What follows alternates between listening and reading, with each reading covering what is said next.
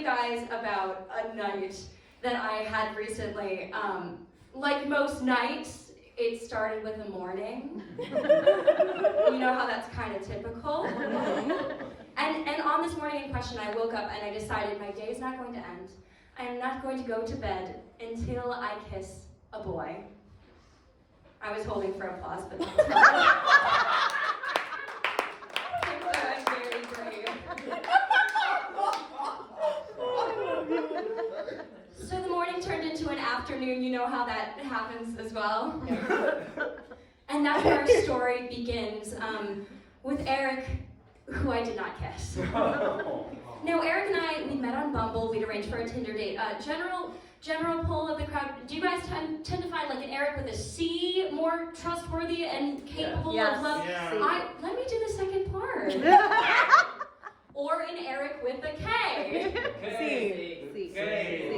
This was an Eric with a K. Booze. This was an Eric with a K, and the only kind of like other fun fact, like information that I had about him from his Bumble profile was that he was the proud owner of a crusty white dog. Sympathy for the dog. So we're like 2 red flags deep. So I wasn't surprised at all when he ghosted me. No, guys, it's okay. I'm pretty sure that he had to attend like the funeral of whatever elderly family matriarch died and left him that dog. It's not a young person's pet.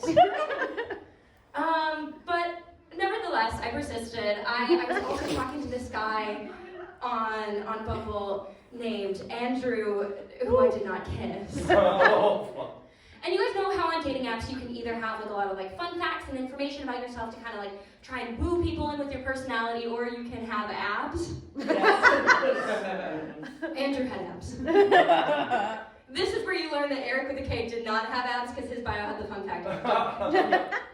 No, but I'm determined to get to know Andrew better, to see behind his abs to his heart, which anatomically speaking would be far too low in his chest if it was actually directly behind the app. So I start off our conversation in the app. I say, "Hey Andrew, hit me with a fun fact." And he says, "Haha, what are you doing right now?" And I say, "Waiting for your fun fact, Andrew." And he goes, "Well, I've shaken hands with Louis C.K. before, so I guess I have a thing." No, it gets worse. "So I guess I have a thing for red-headed comedians." "Now what are you doing?" And I say, "Waiting for you to ask me my fun fact." I don't know, the thing about boys with abs is they're not used to people being mean to them. It's a novelty experience. They assume that when you do, it's because you yourself are unattainable. I know it's not really a punchline, it's more just a theory. I'm so sorry, I just got really distracted. Do you guys hear a phone ringing? Does anyone? No, I swear to God, I think my phone's going off right now. Andrew calls me every hour. Hourly. But I decide, that's not where my day ends. So I call up my friend Julia, who I did not kiss. She's here. She's here. And I call up my friend Ben, who I did not kiss, and I say, "We're going out tonight. I'm finding a boy to kiss." And they say, "What about Andrew?" And I say, "What about Andrew?" So I'm getting ready to go out, and I put on this like pink wool skirt. I put on like a fun blouse. It's this exact outfit. It's exact quality. I'm your prop comic now. But it was a couple weeks ago when it was like really, really cold, so I also had to like double up on leggings, and then I had a nude turtleneck on underneath the blouse. Yeah, like a child trick-or-treating in suburban New Hampshire. Just going door to door like, "Ding dong, sweetie, what are you dressed as?" "Well, I wanted to be a slut in a wool skirt, but Mom said it was 35 degrees out."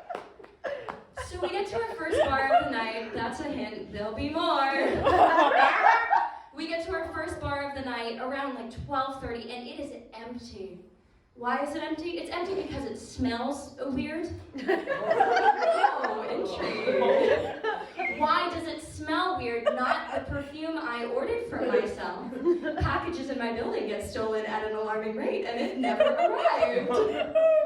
No, the bar is empty because it smells bad. It smells bad because not 5 minutes prior to our arrival, a girl has lit her own hair on fire. Oh. Yeah.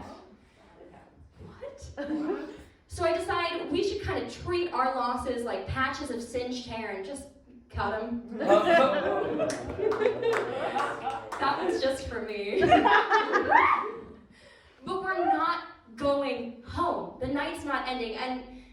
And at this point, it's important to note, I'm not drinking. I'm dead sober on this evening. I was a lightweight before the pandemic, and then I lived for 2 years in my childhood home, and I stopped drinking altogether for those 2 years because I have a healthy relationship with alcohol and a healthier relationship with my parents.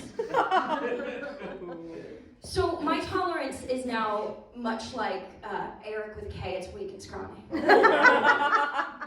It's equally important to note that my friends were drinking. Julia and Ben, they were drinking. Their tolerance much more like Andrew, strong.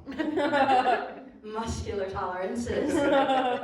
So we decide we should leave the bar that we've strategically chosen because it's close to home in South Brooklyn and head to Manhattan. It's a story that can't be contained to one borough. On the train to Manhattan, I get a text from Andrew. He's like, "What are you doing?" He's like, "Come to my roof." He's like, "Bring your friends." I ignore him because he still has not asked for my Do you guys, would one of you be so kind as to ask me for my fun fact? What's your fun fact? Oh my god, I thought you'd never ask. My fun fact is that I'm asexual. You guys think Andrew would have been into that or not? So we get to our next bar of the night around like 1:32 in the morning, and this is where we meet Ethan. Ethan asks me if I will write a joke about him and tell it on stage, and I say, "Ethan, I only write jokes about people who annoy me." So now here we are. Unlike me, Ethan leads with his best material. There was a lot of setup up front. I know, I apologize, but we're in it now. Right? We're having fun. Yeah. Can I have verbal confirmation? I needed that. Oh, Ethan's best material is that he's just returned to the city. He's been traveling. That's how he says it. He's been traveling. And the way he says it, I want to be like, "Where have you been traveling?" Ethan, up your own ass. But no, he's been traveling to 50 states and just as many countries. That's exactly how he says it. 50 states and just as many countries. Now, you might ask yourself, wouldn't it be more concise and make more sense to say 50 states and 50 countries? Yes. Yeah. That's not what he says, no. And he has this kind of like tall friend who I didn't kiss, whose name I never learned. Ethan, like, he's lurking there through the whole conversation. Ethan never introduces him. He's more fascinated by the state of Utah than the state of his friendship. So he was just kind of there like a conversational, like, prop, like a pet, like 50 state Ethan's like little lone crusty white dog. It's just there. Now 50 state Ethan is telling me about how boring New York City is compared to 50 states and just as many countries. And I am feeling very bored in that moment, but it's not New York City's fault. In fact, I'm feeling so bored that I'm considering, like, you know how in 90s after school specials they would pull the fire alarm to like get out of class? I'm considering doing that at the bar, but then I remember firefighters are a finite resource, and somewhere in Brooklyn there might be a girl whose hair is still a But I take it as a sign that like it is time to go. So I gather my friends, who at this point are now pretty tipsy. We are on a mission. We are going to go to 3 bars and take just as many trains. Not 3 bars and 3 trains. 3 bars and just as many trains. So on our way to our final bar, we pass through Andrew's neighborhood, and I know this because he texted me his exact address. Do men not have any concern for their personal safety? No. I could be a murderer, or worse, I could dox him at a comedy show. I wouldn't. No, I can't be that mean, or he would actually propose marriage. no, he proposed marriage, no. So our final bar of the night is home to some of the best music. It's like 80s pop hits and some of the worst people. The entire East Village population under the age of 30. It's the only place where you can dance to Don't You Forget About Me in a room full of people that you can only pray that you will forget about. Oh gosh, it's called Beauty Bar. Has anyone ever been? Oh yeah. All right, raise your hand so I can like personally apologize. I'm sorry. So we get to Beauty Bar and my friends and I are dancing and this guy comes up and he's dancing with us too and there's a spark. Ooh. You know how they say like opposites attract, like she's short, he's tall, he's nice, she's mean, she's dead sober because alcohol hurts her tummy, and he's so drunk that if he were a shark, he'd be a hammered head. Get out of here. That's another one that's just for me. For me and you. You said I'm holding you to that. So we learned that his name is Eamon. E-A-M-O-N. If you'll recall, this is our third E name in a row. We've had Eric with K, we've had 50 State Ethan, now Eamon. 3 in a row is bingo. We found the boy that I will kiss. Yeah. Thank you. Thank you. I did it. At one point as we're all kind of dancing, he turns to my friend and he says something, and I'm like, what did you say to her? And he goes, I said that you're a very attractive young woman. And if you're wondering if that's the correct compliment to pay to a girl in a wool skirt in the club, yes it is. It absolutely is. At one point, we lose him and we find him at the bar ordering a drink for me, unprompted. Let's play a game. What do you guys think, based on the general wool skirt kind of vibe? What do we think my drink of choice is? Shout it out. Basic. I don't think that's a drink. Aperol spritz. What was the vodka cran? Who said it? You win. It's a vodka cran. I'm basic and I know who I am and I accept it. I'm fine. Now let's guess, what do we think he's ordering for me? Tequila soda, worse. Someone say something worse. Vodka soda? Worse. 2 shots of well whiskey. So my friend Julia sees this. She intercepts because Eamon appears to be both like hammered and broke, so neither his body nor his wallet could really afford a shot of well whiskey.